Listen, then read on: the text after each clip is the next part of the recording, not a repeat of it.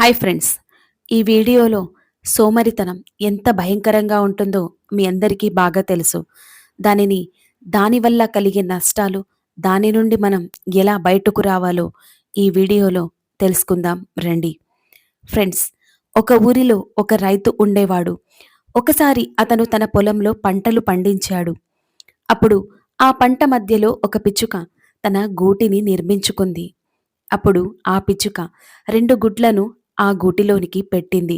చాలా తక్కువ సమయంలోనే ఆ గుడ్ల నుండి పిచ్చుక పిల్లలు బయటకు వచ్చారు. మరియు తన తల్లితో సంతోషంగా జీవనం సాగిస్తున్నారు.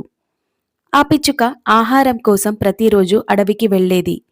ఒకరోజు తల్లి పిచ్చుక అడవి నుండి తిరిగి వచ్చినప్పుడు తన పిల్లలు భయపడుతున్నారని తల్లి పిచ్చుక గమనించింది. ఆమె పిల్లలతో ఇలా అంది, "ఏమైంది? ఎందుకు అంతలా భయపడుతున్నారు?" అని అంది. పిల్లలు ఇలా అన్నారు, "అమ్మా, ఈరోజు పొలంలో రైతు వచ్చాడు. అతను ఇలా అంటున్నాడు, రేపు పంటను కోయడానికి తన కొడుకును పంపుతాడట అని చెప్పుకొచ్చాడు అమ్మా. ఇప్పుడు మేమేం చెయ్యాలి? ఇంకా మా ఇద్దరికి ఎగరడానికి కూడా రాదు. చాలా చిన్నగా ఉన్నాం కదమ్మా" అని చెప్పుకొచ్చింది. పిల్లలు మాటలు విన్న తల్లి పిచ్చుక, "భయపడకండి పిల్లలు, రేపు ఎవ్వరు కూడా పంటను కోయడానికి రారు. మీరు ధైర్యంగా ఉండండి" అని చెప్పింది. మరుసటి రోజు అదే జరిగింది. ఏదైతే తల్లి పిచ్చుక చెప్పిందో ఎవ్వరు కూడా అక్కడ పంటను కోయడానికి రాలేదు. చాలా రోజులు ఈ విధంగానే జరిగింది. ఎవ్వరు పంటను కోయడానికి రాలేదు. అంతా బాగానే ఉంది. పిచ్చుక పిల్లలు చాలా సంతోషంగా ఉన్నారు. ఒకరోజు తిరిగి తల్లి పిచ్చుక అడవి నుండి తిరిగి వచ్చింది.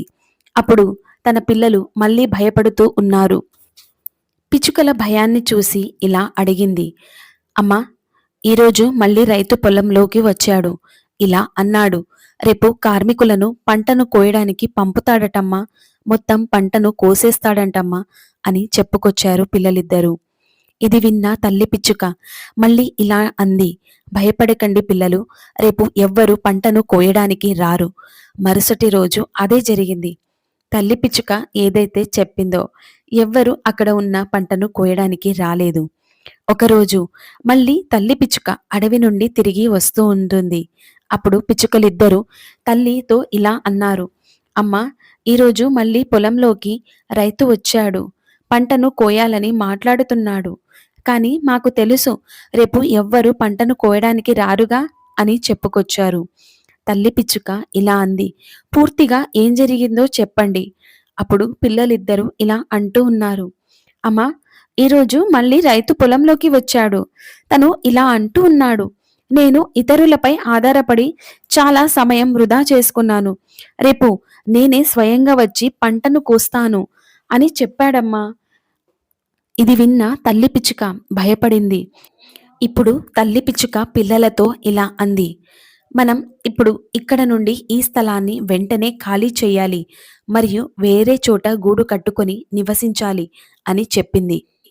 ఎందుకంటే రేపటి రోజు రైతు పంటను కోయడానికి ఖచ్చితంగా వస్తాడు. పిల్లలు ఇలా అన్నారు, "అమ్మా, కానీ ఆ రైతు ఇలాంటి మాటలు చాలాసార్లు అన్నాడు కదా.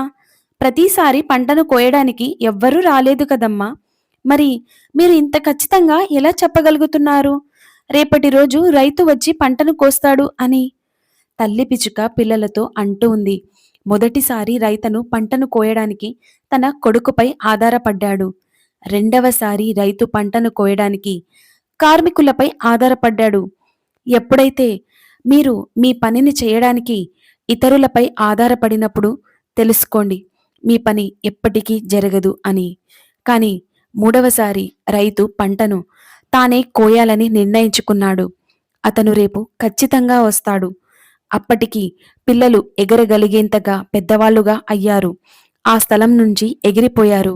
ఇంకా వేరే స్థలం వెతుక్కొని సురక్షితంగా గూడు కట్టుకొని జీవనం సాగిస్తూ ఉన్నారు.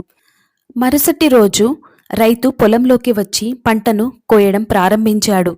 ఫ్రెండ్స్, ఈ కథ విన్నారుగా.